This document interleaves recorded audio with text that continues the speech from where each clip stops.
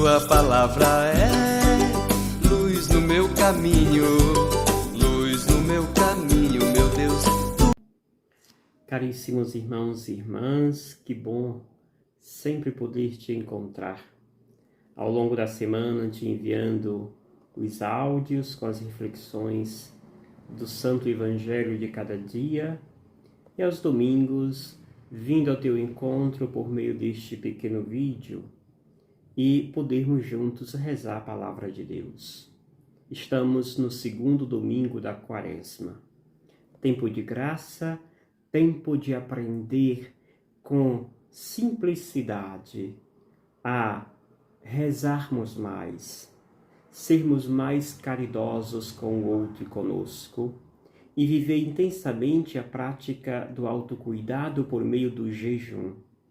Assim, domingo passado, a Igreja nos falava de um jardim na leitura primeira, e ali este jardim era habitado por pessoas estas que foram seduzidas pela serpente e pelo pecado, e por isso foram acometidos do medo e se esconderam de Deus.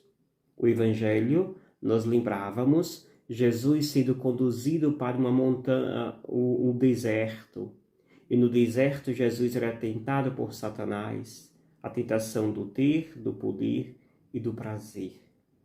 Hoje, a liturgia vem trazer um tema que segue o tema do domingo primeiro da Quaresma. A leitura primeira de hoje, do livro do Gênesis novamente, nos traz um homem que é chamado por Deus para uma missão nobre. Contudo, Deus exige algumas coisas para este homem, mas em recompensa os promete também outras melhores ainda. E é nesse contexto que nós então começamos a rezar hoje, nesse segundo domingo da Quaresma.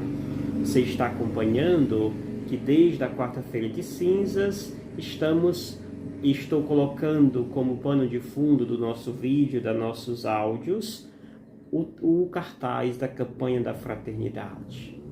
É este tema que vai nortear todo esse tempo bonito da Quaresma. Fraternidade e fome, dá-lhe vós mesmo de comer. É um convite que a Igreja nos faz por meio da campanha da fraternidade. Reze com o coração, reze com a tua vida. Não reze só com palavras, só com fórmulas. Reze com a tua respiração. Sinta a tua respiração aqui na região do teu coração. E sinta este teu coração expandir. E à medida que expande esse coração com a tua expiração, alimente a sensação de alegria, a sensação de cura do teu corpo, a sensação de uma paz que planifica todo o teu ser. Este é o convite e é o modelo da oração que a cada dia eu tento reforçar nas meditações que faço para você. A leitura, como disse, a leitura primeira do Gênesis 12, capítulo 12, versículo de 1 a 4, mostra isto. Deus chama hoje Abraão. Enquanto nossos primeiros pais, domingo passado, foram seduzidos pela serpente, hoje Abraão é seduzido por Deus. E Deus o apresenta um projeto, e esse projeto é para ser executado por Abraão. E aqui, portanto, para esse projeto ser executado, Deus exige 3 coisas. Primeiro, sai da tua terra. Segundo, sai da tua família. Terceiro, sai da casa do teu pai. Sai da terra, da família, da casa do pai. E aí tem como destino, vai para onde eu te mandar ir, para a terra que eu te mostrar. Interessante. Deus chama alguém que está estabilizado, que tem sua segurança, que tem todo o seu conforto. Deus chama este alguém para deixar seu conforto, deixar sua estabilidade, deixar sua segurança e abraçar um caminho que não é nada seguro, que não é conhecido e que ele não tem segurança do que vai receber. Pois bem, este homem aceita o desafio e vai. Vai porque antes Deus o garante algumas coisas, também 3 coisas. Deus garante, olha, se tu fizer isto, deixar a terra, deixar a casa, deixar a família, deixar a casa do pai, e for para a terra que eu te mostrar, tu terás como recompensa um grande povo, terá como recompensa a bênção de Deus, e ainda te engrandecerei o teu nome, de modo que ele se torne uma bênção para todos. Caríssimos, Abraão fecha os olhos e aceita a proposta de Deus. E por isso ele segue. E o caminho de Abraão é recheado pela fé.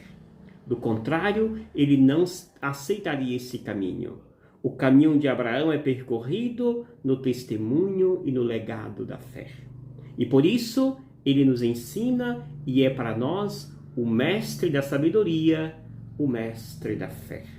Aprendamos com este grande homem e, como ele, sejamos e corramos em busca da bênção de Deus.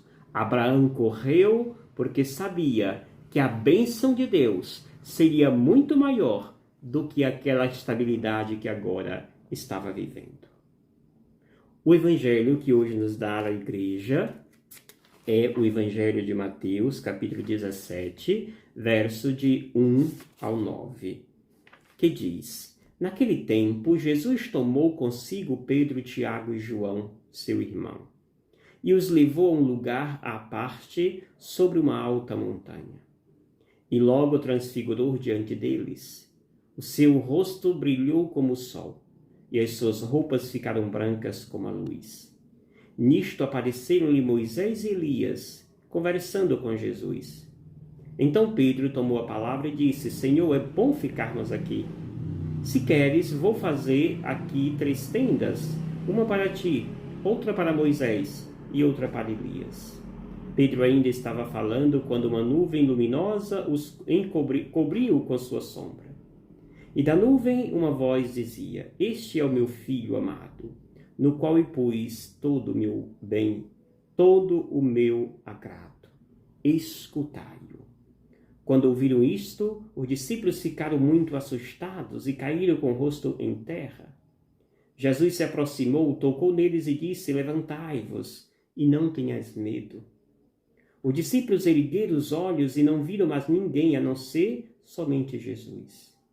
Quando desciam na montanha, Jesus ordenou-lhes: Não conteis a ninguém esta visão, até que o Filho do Homem tenha ressuscitado dos mortos. Palavra da salvação. Glória a vós, Senhor. Caríssimos, domingo passado tínhamos como cenário o deserto, lugar da aridez.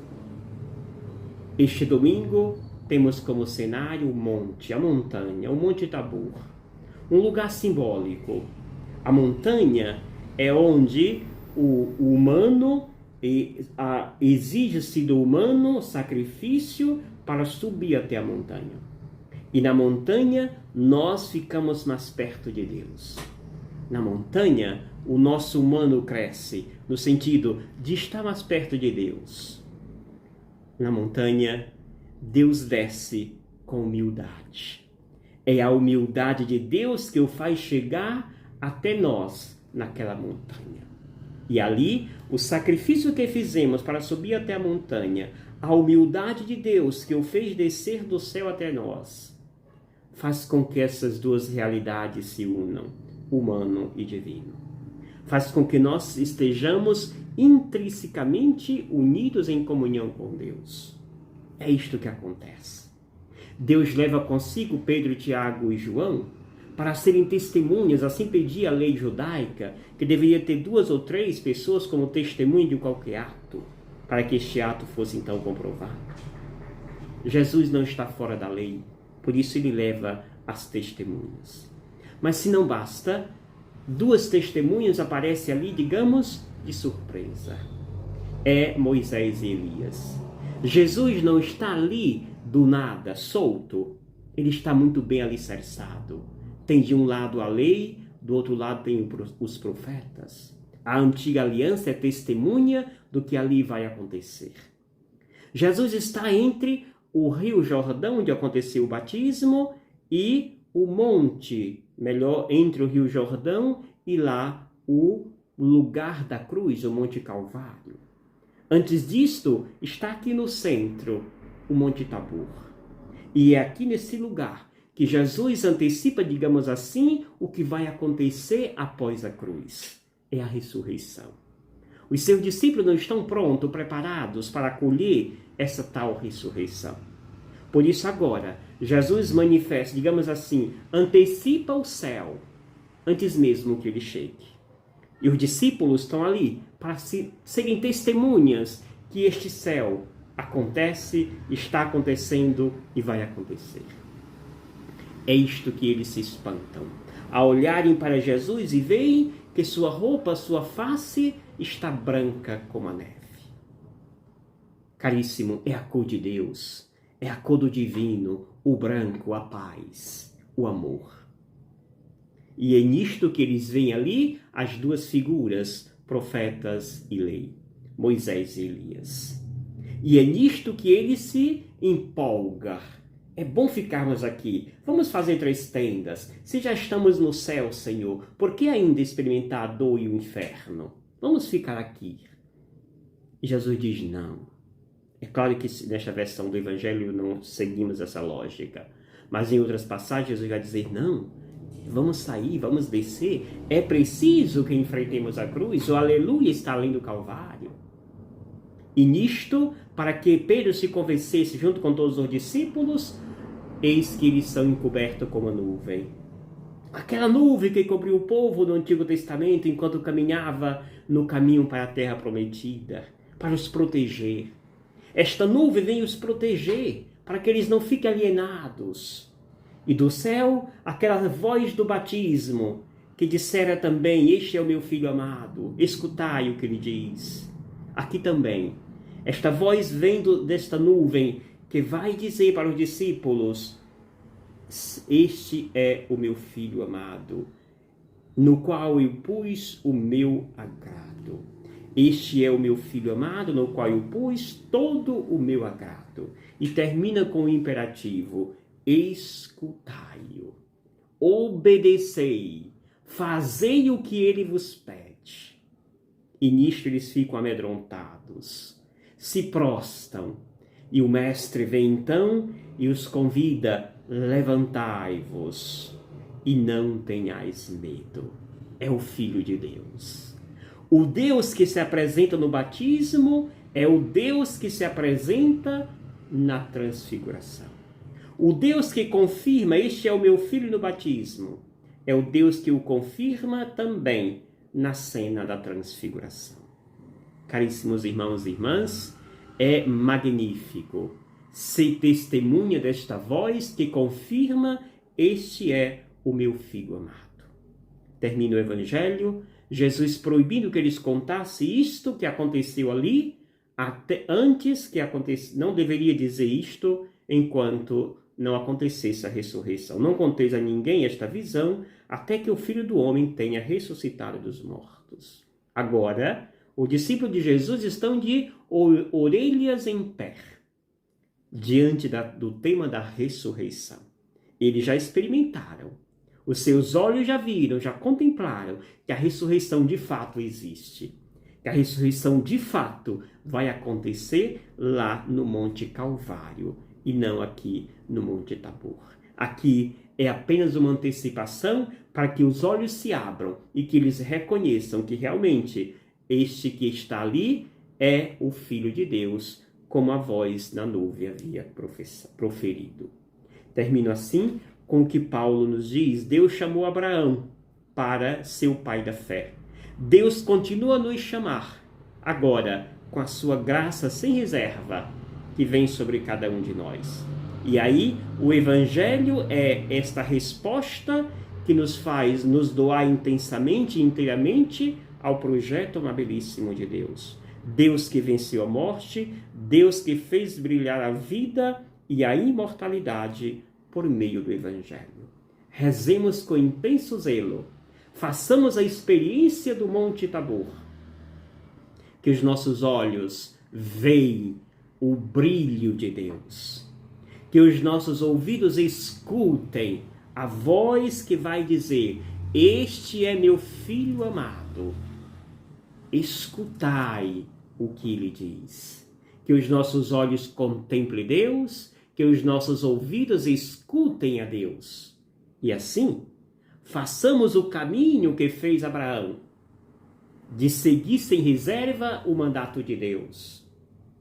Obedeçamos e abrir o vosso coração, para que seja acumulada, revestida da graça que está plenamente presente no Evangelho segundo Paulo. E eu te abençoo e peço a graça de Deus que venha sempre sobre você, sobre a sua vida. Não esqueça de deixar sempre seu like em nossos vídeos. Não esqueça de se inscrever no canal do Padre Gildenor se você não é inscrito. Não esqueça de compartilhar com mais pessoas, para que assim o Evangelho chegue a mais longe, a mais pessoas.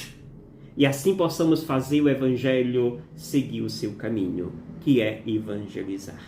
Por isso, deixe o like, se inscreva, compartilhe, faça seu comentário. E assim o Padre também te responderá sempre. Cada comentário que você deixar, o Padre vai sempre estar respondendo os seus comentários. E eu te abençoe em nome do Pai, do Filho e do Espírito Santo. Amém. Gratidão. Obrigado, Senhor, porque és meu amigo, porque sempre comigo